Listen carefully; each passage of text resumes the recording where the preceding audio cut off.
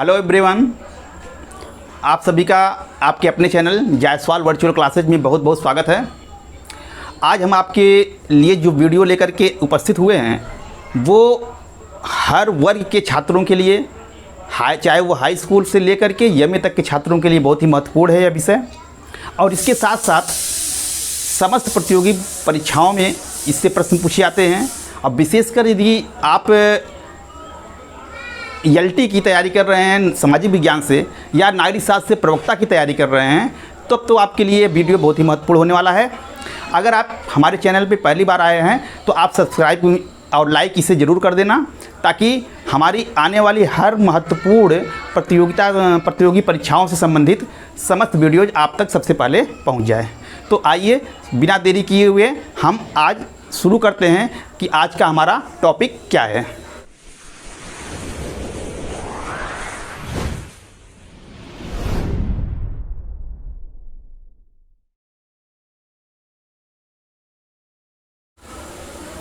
तो बच्चों, आज हम शुरू करते हैं। हमारा आज का टॉपिक है राज्य। इसमें हम पढ़ेंगे कि राज्य क्या है, इसका अर्थ हम क्या है, इसके कार्य क्षेत्र क्या हैं और राज्य के तत्व क्या हैं। तो शुरुआत करते हैं।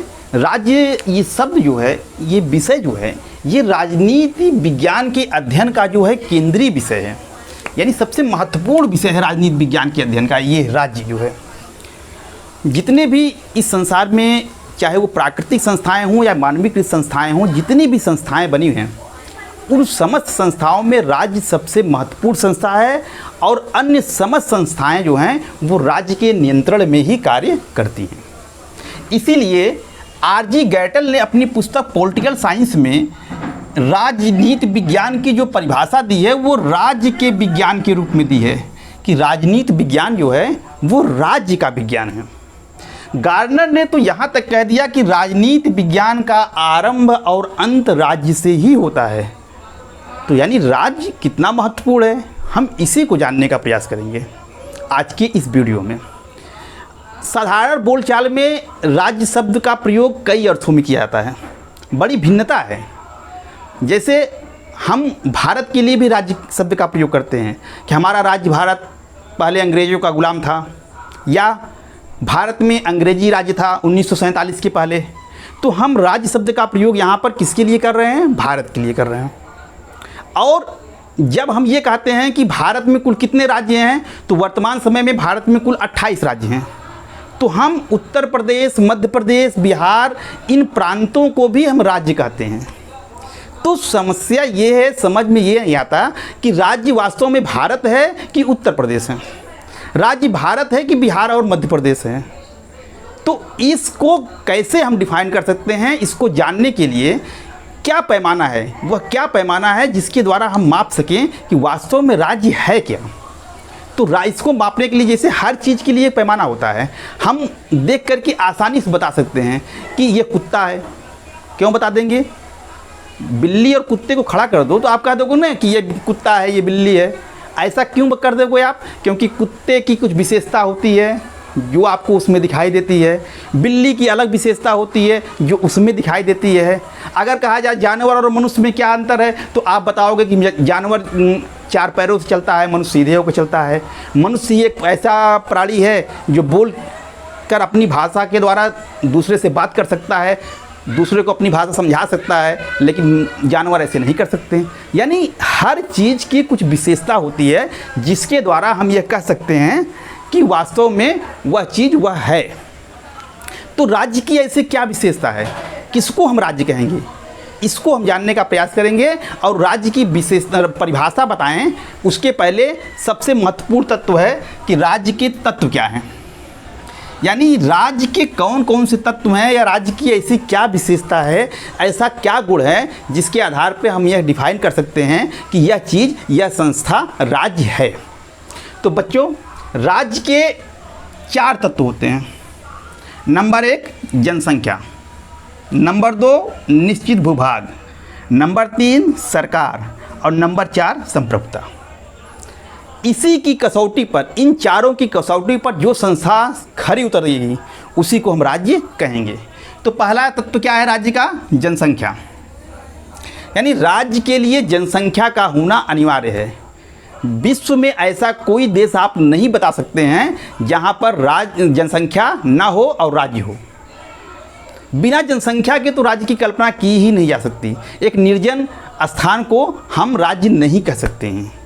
हाँ, राज्य की जनसंख्या कितनी हो इसके विषय में विवाद है। तो जैसे प्राचीन विचारक जो थे वो आदर्श राज्य की जनसंख्या कितनी हो इस पर कुछ अपने विचार दिए हैं। जैसे कि प्लेटो ने कहा कि एक आदर्श राज्य की जनसंख्या 5040 होनी चाहिए। वहीं रूसो ने कहा कि एक आदर्श राज्य की जनसंख्या 10,000 होनी चाहिए।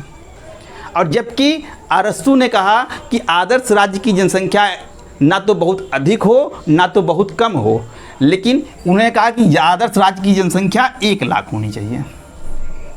तो आप जनसंख्या के विषय में विवाद है कि कितनी होनी चाहिए।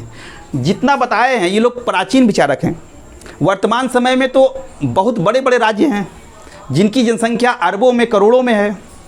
तो ये मायने नहीं रखता कि जनसंख्या कितनी हो कितनी नहीं हो, ये कोई निश्चित नहीं किया जा सकता। लेकिन यह तो निश्चित है कि वहाँ जनसंख्या होगी, वहाँ मनुष्य होंगे, तभी हम उसको राज्य कहेंगे। राज्य का दूसरा महत्वपूर्ण तत्व है निश्चित भूभाग। यानी हम राज्य उस संस्था को कहेंगे, उस समुदाय को कहेंगे जिसका एरिया निश्चित हो, भूभाग निश्चित हो, जिसको मैपिंग किया जा सके, हम बता सकें कि ये यहाँ से यहाँ तक है राज्य। अगर एरिया निश्चित नहीं है तो हम उसको राज्य नहीं कह सकते। भूभाग में केवल पृथ्वी की सतह ही नहीं आएगी, उसमें नदी, पहाड़, सरोवर, अंतरिक्ष, समुद्र सब कुछ आ जाएगा जो उसके क्षेत्र के अंतर्गत आता है। तो आप भारत का मैप देखते हो, 50 देशों का मैप रख दिया जाए तो आप बता दोगे ये भारत का मैप है। क्यों? क्योंकि उसका एरिया निश्चित है और उसी के आधार पर हम उसका मैपिंग कर देते हैं, मैप बना देते हैं। तो हम जिस चीज़ की मैपिंग की जा सके यानी वो एरिया निश्चित होगा, और जहाँ निश्चित भूभाग होगा वहाँ पर राज्य होगी। तो राज्य के लिए निश्चित भूभाग का होना बहुत ज़रूरी है। अगर भूभाग निश्चित नहीं है तो हम उसे राज्य नहीं कहेंगे। क्लेवर जो है प्रथम विचारक था। क्लेवर, ये इम्पोर्टेंट है। क्लेवर जो है ये प्रथम लेखक था जिसने 1817 ईस्वी में राज्य के लिए निश्चित भूभाग का होना आवश्यक बताया था। सबसे पहले इसी ने बताया था। ठीक है, तो अब तीसरा आइए, राज्य का तीसरा महत्वपूर्ण तत्व है सरकार। सरकार क्या है? आप जानते हैं कि राज्य जो है अमूर्त है, यानी वो दिखाई नहीं देती। कोई व्यक्ति तो है नहीं कि राज्य दिखाई दे हमको। तो राज्य एक अमूर्त है, तो उसकी कार्य जो हैं, हम लोग पढ़ते हैं कि राज्य की क्या कार्य हैं, तो हम बताएंगे भी आपको राज्य ये कार्य करता है। तो जो चीज़ अमूर्त है, दिखाई ही नहीं देती, वो चीज़ क्या करेगी? काम कर ही नहीं सकती है। तो आखिर उसकी जो कार्य हैं राज्य के, वो कौन करता है? तो वही जो कार्य करता है उसी को हम सरकार कहते हैं। सरकार क्या है? राज्य की इच्छाओं की पूर्ति करने वाले संगठन को हम सरकार कहते हैं। यानी वह संगठन जो राज्य की इच्छाओं की पूर्ति करे, उसके समस्त कार्यों को करे, उसी को हम सरकार कहेंगे। और राज्य अपने समस्त कार्य जो है इसी संगठन के माध्यम से, इसी सरकार के माध्यम से करता है। अब सरकार का स्वरूप क्या हो, इस पर विवाद हो सकता है। किसी देश में आपको लोकतांत्रिक सरकार मिलेगी, कहीं राजतंत्र मिल जाएगा, कहीं संसदात्मक शासन प्रणाली मिल जाएगी, कहीं अध्यक्षात्मक शासन प्रणाली मिल जाएगी, कहीं संघात्मक शासन प्रणाली मिल जाएगी, कहीं एकात्मक सरकार मिल जाएगी। लेकिन सरकार का स्वरूप कुछ भी हो, लेकिन वहाँ सरकार होना चाहिए। अब बिना सरकार अगर नहीं रहेगी तो आप राज्य की कल्पना नहीं कर सकते, क्योंकि सरकार ही है जो दूसरे देशों की आक्रमण से हमारी रक्षा करती है, जो आंतरिक शांति व्यवस्था को बनाए रखती है। इसलिए राज्य में सरकार का होना बहुत ज़रूरी है। और राज्य का तीसरा महत्वपूर्ण तत्व है सरकार। राज्य का चौथा महत्वपूर्ण तत्व जो है वो संप्रभुता है। संप्रभुता जो है वो राज्य की सबसे महत्वपूर्ण तत्व है। आप देखिए, अगर परीक्षाओं में बहुत बार ये पूछा गया है बच्चों प्रश्न कि इस राज्य का सबसे महत्वपूर्ण तत्व कौन है, तो आपको इन चारों में से उत्तर होगा संप्रभुता। संप्रभुता को राज्य का प्राण कहा गया है, यानी संप्रभुता राज्य का प्राण है। जिस तरह से शरीर में प्राण का स्थान होता है, चाहे आपकी जितनी सुंदर शरीर हो, बहुत ही सुंदर आंखें हों, लेकिन अगर प्राण शरीर से निकल जाए तो उस शरीर का कोई मतलब नहीं होता है। उसी तरह से अगर संप्रभुता को राज्य से निकाल दो तो राज्य निर्जीव हो जाएगा, मर जाएगा, खत्म हो जाएगा। संप्रभुता हमको दिखाई नहीं देती है, लेकिन सबसे जैसे प्राण है वो हमको दिखाई नहीं दे रही है। हमारा शरीर हाड़, मांस, रक्त, हड्डी सबसे बना हुआ है।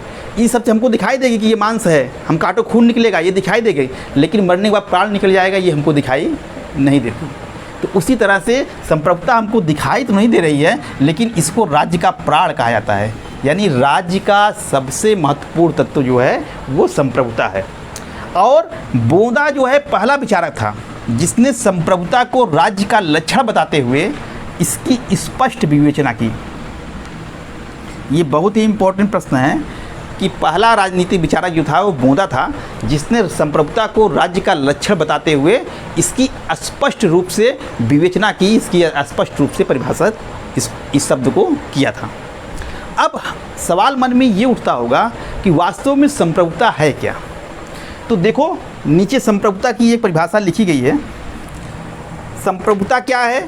तो लिखा गया है कि संप्रभुता राज्य की वह सर्वोच्च शक्ति है जिसके द्वारा राज्य अपनी आंतरिक एवं बाह्य नीतियों को बनाने में पूर्णतः स्वतंत्र होता है। तो राज्य की आंतरिक नीति क्या होती है और बाह्य नीति क्या होती है? मैं आपको एक सिंपल सा एग्जांपल दूंगा, आपको सब समझ में आ जाएगा वास्तव में संप्रभुता क्या है। राज्य की सबसे छोटी इकाई परिवार होती है। कई परिवारों के मिलने से एक गांव बनता है। जब कई गांव मिल गए तो एक तहसील बन गया, और कई तहसील बन गए तो एक ज़िला बन गया, और कई ज़िले मिल गए तो उत्तर प्रदेश जैसा एक राज्य बन जाएगा, और जब कई उत्तर प्रदेश जैसे प्रांत मिल गए तो भारत जैसा एक देश बन जाएगा। तो एक राज्य की सबसे निचली इकाई है, सबसे प्रथम इकाई है, वो है परिवार। परिवार में ही, प्रत्येक परिवार में भी दो तरह की नीतियाँ होती हैं। परिवार का मुखिया कौन होता है? परिवार का जो मालिक, उसका कहीं पिताजी होते हैं, किसी घर में दादा होते हैं। तो वहाँ भी दो तरह की नीतियाँ होती हैं। एक आंतरिक नीति। आंतरिक नीति क्या है? जो घर के सदस्यों के ऊपर लागू होगी। यानी हर घर के कुछ नियम होते हैं, हर घर में कुछ नियम होते हैं जो लिखे नहीं होते लेकिन उसका फॉलो सब करते हैं। जैसे कि औरतें घर में कब उठेंगी, इसके बाद बड़ों के आने पर छोटे जो हैं वो खड़े हो जाएंगे, शिष्टाचार के कुछ नियम होते हैं। बहुएं जो हैं बड़ों के सामने घूंघट करेंगी कि नहीं करेंगी, इसके नियम होते हैं। तो ये वो नियम होते हैं जो एक परिवार के अंदर लागू होते हैं, उसके सदस्यों पर लागू होते हैं, उसको बाहर पड़ोसियों पर लागू नहीं किया सकता। तो इन नियमों को हम कहेंगे आंतरिक नियम। यानी ये अंदर के नियम हैं जिसका पालन केवल सदस्य करते हैं। और बाह्य नियम वे नियम होते हैं परिवार के जो पड़ोसियों के साथ हमारे संबंध को निश्चित करते हैं। जैसे कि किस पड़ोसी के साथ हमको संबंध अच्छा रखना है, किसके साथ नहीं रखना है। जहाँ हमारा संबंध खराब होगा हम बच्चों को मना कर देंगे कि भाई आप उनके यहाँ मत जाना, रामलाल के यहाँ, उनसे हमारी बोलचाल नहीं है, उनसे बात ना करना। दुकानदार कई हैं, हमको कहेंगे बच्चों से कि भाई आप श्यामलाल के यहाँ से सामान लिया करो, प्यारे लाल के यहाँ सामान मत लेना, क्योंकि प्यारे लाल जो बनिया जो है वो कम तोलता है। तो इस तरह से पड़ोसी के साथ हमारे संबंध क्या होंगे उसके भी नियम हम बना देते हैं। परिवार का मुखिया जो होता है वो बना देता है किसके साथ हमको संबंध रखना है, नहीं रखना है, कहीं कहाँ पर हमें सामान देना है, नहीं देना है। तो ये जो पड़ोसियों के लिए नियम बनाते हैं जिसका पालन सदस्य लोग करते हैं, वो पड़ोसियों के साथ जो हमारे संबंध को निश्चित करते हैं उसे हम कहते हैं परिवार के बाह्य नियम। तो आंतरिक नियम जो घर के अंदर लागू होंगे, बाह्य नियम जो पड़ोसियों के साथ हमारे संबंध को निश्चित करते हैं। अब यदि परिवार का मुखिया अपने घर के आंतरिक एवं बाह्य नियमों को बनाने में पूर्णतः स्वतंत्र है, उसके ऊपर कोई दबाव नहीं है, तो हम कह सकते हैं कि उसके पास संप्रभुता है। अब आइए हम राज्य पे आते हैं। राज्य भी वही चीज़ है। राज्य में संप्रभुता जो है, राज्य की वह सर्वोच्च शक्ति है। संप्रभुता जो है राज्य की सबसे बड़ी शक्ति है जिसके द्वारा राज्य आंतरिक एवं बाह्य नियमों को, यानी राज्य के अंदर दो नियम होते हैं। एक नियम वह होता है, एक कानून वह होता है जो उस देश के अंदर लागू होता है, जिसका पालन वहाँ के नागरिकों को करना होता है, उसे हम कहेंगे आंतरिक नियम। और दूसरा नियम वो होता है जो बाह्य देशों के साथ यानी विदेशों के साथ हमारे संबंध को निश्चित करता है, उसे हम कहेंगे राज्य के बाह्य नियम या बाह्य नीति। तो इस नीति को बनाने में अगर राज्य स्वतंत्र है, उसके ऊपर कोई दबाव नहीं है, तो कहेंगे कि उसके पास संप्रभुता है। इसी संप्रभुता को हम संप्रभुता कह सकते हो, प्रभुसत्ता कह सकते हो, संप्रभुता संपन्न कह सकते हो। तीनों वर्ड एक ही है, संप्रभुता, प्रभुसत्ता, प्रभुसत्ता संपन्न, तीनों वर्ड एक ही है। तो कहने का मतलब ये सीधी सी बात कि राज्य संप्रभुता का मतलब होता है कि वह राज्य जो अपनी आंतरिक नीति और बाह्य नीतियों को बनाने में पूर्णतः स्वतंत्र हो, उसे हम राज्य कहेंगे।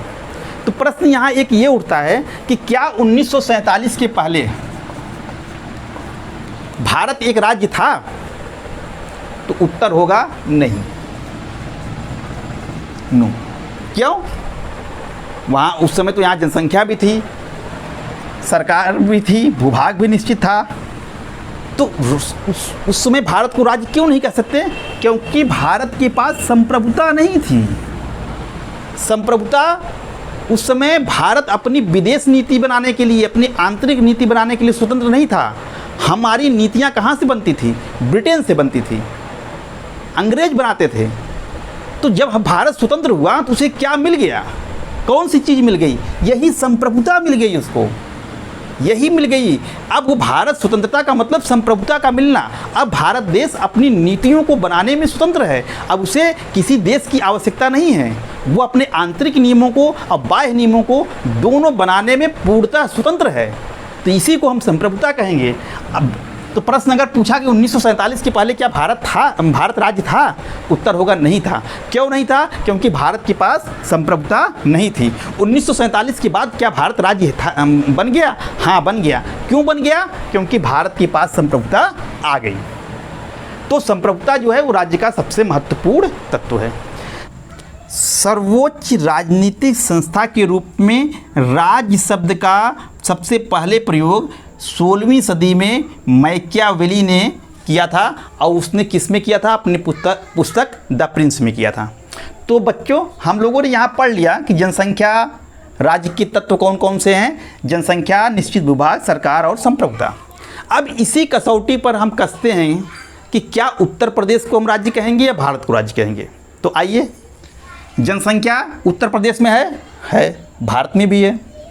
निश्चित भूभाग, उत्तर प्रदेश का भी निश्चित भूभाग है, हम उत्तर प्रदेश का भी मैप बना सकते हैं। तो उत्तर प्रदेश में भी निश्चित भूभाग है, भारत में भी है। सरकार उत्तर प्रदेश में भी है। अगर हम कहें किसकी सरकार है तो आप बता देंगे कि भाई इनकी सरकार है, बीजेपी की सरकार है, सपा की सरकार है, योगी आदित्यनाथ की सरकार है, मुलायम सिंह की सरकार है, या फिर मायावती जी की सरकार है। तो आप बता सकते हैं, सरकार भी है। संप्रभुता यही वो तत्व है, मैंने पहले ही कहा, कि जो अन्य संस्थाओं से राज्य को अलग करती है। संप्रभुता जो है उत्तर प्रदेश, बिहार, तमिलनाडु के पास नहीं है, क्योंकि इनके पास आंतरिक नीति तो ये बना सकते हैं अपने राज्य के लिए। उत्तर प्रदेश के मुख्यमंत्री हैं, उत्तर प्रदेश की विधायिका है, उत्तर प्रदेश का सरकार है, तो वो अपने राज्य के लिए नियम बना सकती है। लेकिन विदेशों के साथ तो उत्तर प्रदेश का या भारत का क्या संबंध होगा, इसके लिए वो नियम नहीं बना सकती है। यह केवल भारत के पास है।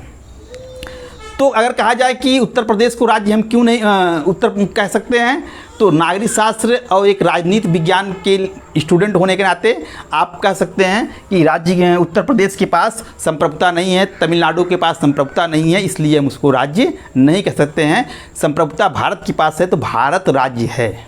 उत्तर प्रदेश, तमिलनाडु, बिहार, पश्चिम बंगाल ये प्रांत हैं। राज्य को समझने के बाद अब हम आते हैं कि राज्य की कुछ महत्वपूर्ण परिभाषाओं को देखते हैं। तो राज्य की बहुत सी परिभाषाएं दी गई हैं। मैंने यहाँ कुछ परिभाषाओं को लिखा है जो परीक्षाओं में बहुत पूछा गया है।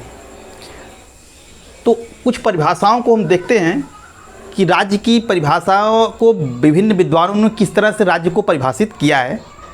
तो राज्य को अरस्तु ने कहा है कि राज्य जो है वो परिवार एवं उसकी ग्रामों का एक ऐसा संगठन है जिसका उद्देश्य आत्मनिर्भर जीवन की प्राप्ति है। तो वहीं हीगल ने कहा है कि राज्य पृथ्वी पर ईश्वर का अवतरण है। मैक्स वेबर ने कहा कि राज्य वह इकाई है जिसके पास दंडकारी शक्ति का एकाधिकार है। बोदा ने कहा है कि राज्य परिवारों और उसकी सामान्य संपत्तियों का एक ऐसा समूह है जो सर्वोच्च शक्ति और विवेक द्वारा शासित होता है। और हर्बर्ट स्पेंसर ने कहा कि राज्य एक व्यापारिक संस्था है जो व्यक्तियों के परस्पर सुरक्षा का आश्वासन देता है। और गार्डनर ने कहा कि राज्य संख्या में कम या अधिक व्यक्तियों का एक ऐसा समुदाय है जो निश्चित भूभाग में अस्थायी रूप से निवास करता है, जिसकी अपनी एक सरकार होती है जो अपनी आंतरिक एवं बाह्य नीतियों को बनाने में पूर्णतः स्वतंत्र होता है तथा जिसकी आज्ञाओं का पालन लोग स्वभावतः करते हैं। तो यहाँ पर आपने देखा कि कम से कम 6 लोगों की परिभाषा हमने दिया है, और भी विद्वानों ने दी है परिभाषा राज्य की, जो परीक्षाओं में पूछते हैं। तो ये तो बहुत इंपॉर्टेंट है, बहुत पूछा गया है।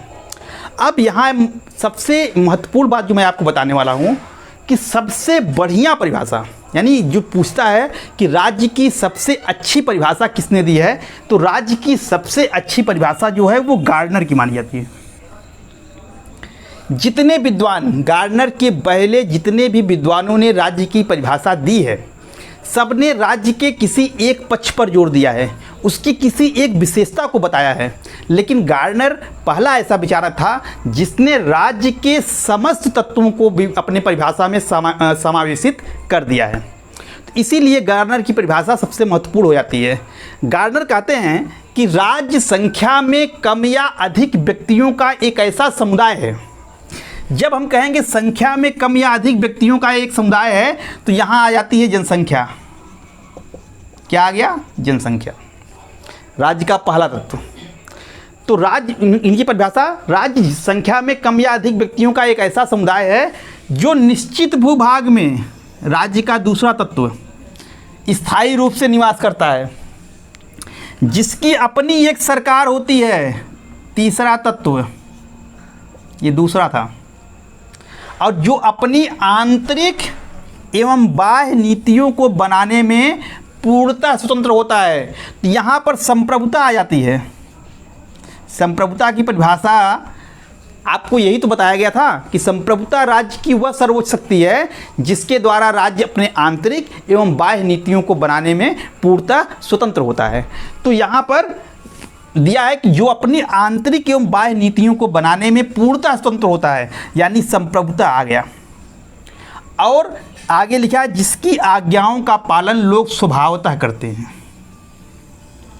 यानी इन्होंने ये भी कह दिया कि राज्य में रहने वाले लोग जो हैं किसी दबाव में नहीं, बल्कि राज्य से उनको लाभ मिलता है, इसलिए राज्य को आज्ञा का पालन वे अपने आप बिना किसी दबाव के स्वभावतः करते हैं। ये राज्य का 5वां तत्व है, जो कि बिलोबी सबसे पहला विचारक था। बिलोबी जिसने स्वाभाविक आज्ञा पालन को, स्वाभाविक आज्ञा पालन, स्वाभाविक आज्ञा पालन को राज्य का 5वां तत्व बताया। तो अगर इसको भी हम मान ले राज्य का तत्व कि राज्य के 5 तत्व हो गए, 4 तत्व हैं, जनसंख्या, निश्चित भूभाग, सरकार और संप्रभुता। तो अगर स्वाभाविक आज्ञा पालन को भी मान ले, तब भी गार्डनर की परिभाषा में हमें सारे तत्व राज्य के दिखाई देते हैं। जनसंख्या भी दिखाई दे रही है, निश्चित भूभाग भी दिखाई दे रहा है, सरकार भी दिखाई दे रही है, संप्रभुता भी दिखाई दे रहा है, और स्वाभाविक आज्ञा पालन भी दिखाई दे रहा है। तो चूंकि गार्डनर की परिभाषा में राज्य के सारे तत्वों का समावेश है, इसलिए गार्डनर की परिभाषा सर्वश्रेष्ठ परिभाषा मानी जाती है। यह परीक्षाओं में कई बार पूछा गया है। अब हम आगे बढ़ते हैं और देखते हैं कि राज्य के क्या कार्य हैं। तो राज्य के कार्यों के विषय में विद्वान एक मत नहीं है, जितने विचारक उतने मत। ऊपर व्यक्तिवादी हैं, ये राज्य को आवश्यक बुराई मानते हैं। ये बहुत पूछता है कि राज्य को आवश्यक बुराई जो है किस विचारधारा के लोग मानते हैं। तो जो व्यक्तिवादी होते हैं वो राज्य को आवश्यक बुराई मानते हैं और इसके कार्यों को बहुत सीमित करना चाहते हैं कि राज्य को कम से कम काम करना चाहिए, क्योंकि राज्य जितने कम कार्य करेगा व्यक्ति को उतनी अधिक स्वतंत्रता मिलेगी।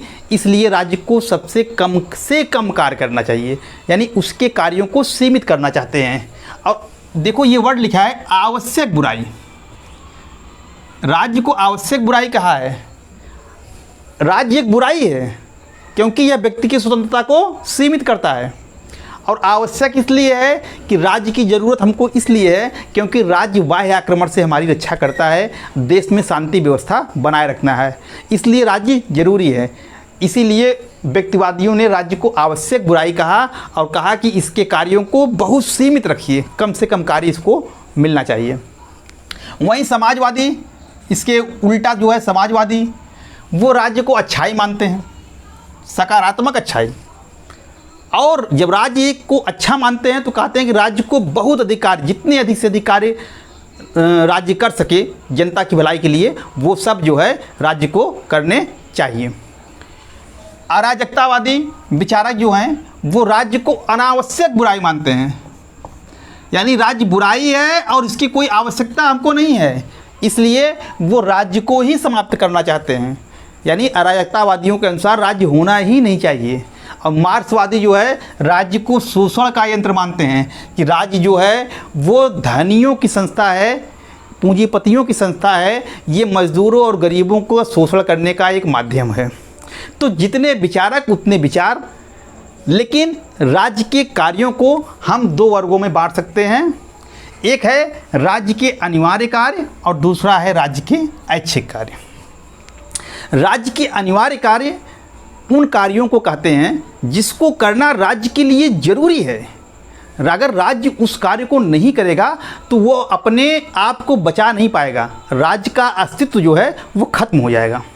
इसलिए ये राज्य के अनिवार्य कार्य हैं। और राज्य के ऐच्छिक कार्यों में वे कार्य आते हैं जिसको करना या न करना राज्य की इच्छा के ऊपर निर्भर है।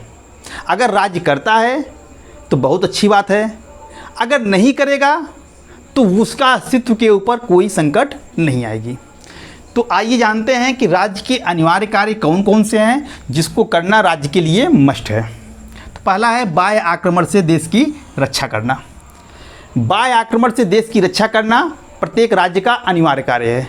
अगर वो ऐसा नहीं करेगा तो कोई दूसरा देश आके कब्जा कर लेगा और वो खत्म हो जाएगा अपने आप। तो इसके लिए राज्य क्या करता है, सेना की व्यवस्था करता है और रक्षा करने के जितने भी हथियार हैं, मिसाइलें हैं, सब व्यवस्था करता है। ये राज्य का अनिवार्य कार्य है। दूसरा है आंतरिक शांति व सुरक्षा को बनाए रखना। सुरक्षा नहीं, यहाँ व्यवस्था होनी चाहिए। आंतरिक शांति या व्यवस्था को बनाए रखना राज्य का दूसरा महत्वपूर्ण तत्व है। राज्य का दूसरा महत्वपूर्ण कार्य है जो अनिवार्य कार्य, वो आंतरिक शांति और व्यवस्था को बनाए रखना। यानी देश के अंदर शांति व्यवस्था बनी रहे, लोग शांतिपूर्वक रह सकें, कोई किसी का शोषण न कर सके, यह राज्य का महत्वपूर्ण कार्य है। क्योंकि अगर आंतरिक शांति व्यवस्था नहीं रहेगी तो दंगे फसाद होंगे, तो ना तो देश विकास कर पाएगा और ना ही उसकी एकता सुरक्षित रहेगी। इसके लिए राज्य क्या करता है, पुलिस की व्यवस्था करता है, न्यायपालिका की व्यवस्था करता है ताकि देश में शांति बनी रहे। तीसरा है कर संग्रह करना। अभी मैंने जो दो बताया ऊपर कि बाह्य आक्रमण से देश की रक्षा करना, आंतरिक शांति व्यवस्था बनाए रखना, इसके लिए राज्य को क्या ज़रूरत पड़ेगी भाई? सेना रखेगा, हथियार बनाएगा, फैक्ट्री डालेगा, तो क्या चाहिए? पैसा। और पैसा कहाँ से आएगा? वो टैक्स से आएगा। अगर राज्य कर वसूल नहीं करेगा, टैक्स वसूल नहीं करेगा, तो वो अपने समस्त कार्यों को कर ही नहीं सकता। इसलिए कर संग्रह करना जो है वो राज्य का अनिवार्य कार्य है। अगला है मुद्रा एवं बैंकिंग की व्यवस्था करना। करेंसी चलाना, बैंकिंग को नियमित करना, उसकी मॉनिटरिंग करना, यह भी राज्य का एक अनिवार्य कार्य है। किसी देश की मुद्रा का निर्माण जो है, मुद्रा को छापने का कार्य, वो राज्य ही करता है, कोई प्राइवेट संस्था नहीं करती है। तो अगर मुद्रा कोई प्राइवेट व्यक्ति छापने लगे, सबको अधिकार हो जाए पैसा छापने का, तो हर व्यक्ति धनी हो जाएगा, तो मुद्रा का कोई वैल्यू ही नहीं रहेगी। तो इसलिए यह कार्य जो है राज्य अपने हाथों में लेता है, यह राज्य की अनिवार्य कार्य में है। किसके यहाँ कौन सी मुद्रा चलेगी, उसका क्या वैल्यू होगा, ये राज्य के ऊपर डिपेंड करता है। और अंतर्राष्ट्रीय संबंध स्थापित करना, वर्तमान समय में विश्व का कोई भी ऐसा देश नहीं है जो कि पूर्णतः आत्मनिर्भर हो हर क्षेत्र में। हर व्यक्ति को, हर राज्य को किसी न किसी दूसरे राज्य के सहयोग की आवश्यकता पड़ती है। तो इसके लिए राज्य क्या करते हैं, अन्य देशों के साथ अपने संबंध स्थापित करने का प्रयास करते हैं। तो अंतर्राष्ट्रीय संबंध स्थापित करना भी राज्य का एक महत्वपूर्ण कार्य है, जिसके संबंध विश्व के अन्य देशों के साथ जितने अधिक मधुर होंगे उतना अधिक वो लाभ कमा सकता है, उतना अधिक वो फायदे में रहेगा। तो अंतर्राष्ट्रीय संबंध भी स्थापित करना यह राज्य का एक अनिवार्य कार्य है। अब आते हैं हम राज्य के ऐच्छिक कार्य पर। तो राज्य के ऐच्छिक कार्यों में मैंने बताया पहले कि ऐसे कार्य जिसको करना या ना करना राज्य की इच्छा के ऊपर निर्भर है। लेकिन वर्तमान समय में लोक कल्याणकारी राज्य की अवधारणा है, जिसमें हर राज्य चाहता है कि वह जनता की अधिक से अधिक भलाई के लिए कार्य करे, तो इसलिए वो करता है, इन कार्यों को भी करता है। अगर ना करे तो कोई दिक्कत नहीं है, उसका अस्तित्व खत्म नहीं होगा, लोग उसको बुरा कहेंगे, बुरा राज्य है, लेकिन उसके अस्तित्व के ऊपर कोई खतरा नहीं आएगा। तो ऐच्छिक कार्य में कौन कौन से कार्य आते हैं, तो उसमें इसको छोड़ करके लगभग सभी कार्य आ जाएंगे। जैसे शिक्षा की व्यवस्था करना, ये राज्य का ऐच्छिक कार्य है। साफ सफाई की व्यवस्था करना राज्य की ऐच्छिक कार्य है, चाहे करे या ना करे। सामाजिक सुधार करना, यातायात एवं संचार की व्यवस्था करना, सड़क बनाना, कृषि एवं गाँव का विकास करना, मनोरंजन करना, उसके लिए सिनेमा हॉल की व्यवस्था करना, स्वास्थ्य सेवाओं की व्यवस्था करना, अस्पताल बनवाना, इसके बाद मादक द्रव्यों पर निषेध लगाना, ये सब जो है राज्य के ऐच्छिक कार्य में आ जाएंगे। यानी अनिवार्य कार्य को निकाल दो, बाकी आपके दिमाग में जितना भी आए, नहर खुदवाना, सड़क बनवाना, साफ सफाई की व्यवस्था करना, सब राज्य के ऐच्छिक कार्य में आएंगे। तो यहीं पर आज का यह टॉपिक समाप्त होता है। आज हम लोगों ने इस वीडियो में राज्य को अर्थ, परिभाषा, राज्य के तत्व और राज्य के कार्य को बहुत ही सरल ढंग से समझने का प्रयास किया है, और आशा मैं करता हूं कि आपको भी ये अच्छे से समझ में आ गया होगा। अगर अच्छे से समझ में आ गया है तो आप इस मेरे चैनल को एक लाइक, सब्सक्राइब और अपने मित्रों को शेयर करना ना भूलिएगा, ताकि हमारी आने वाली हर वीडियोज आप तक सबसे पहले पहुंच सके। धन्यवाद।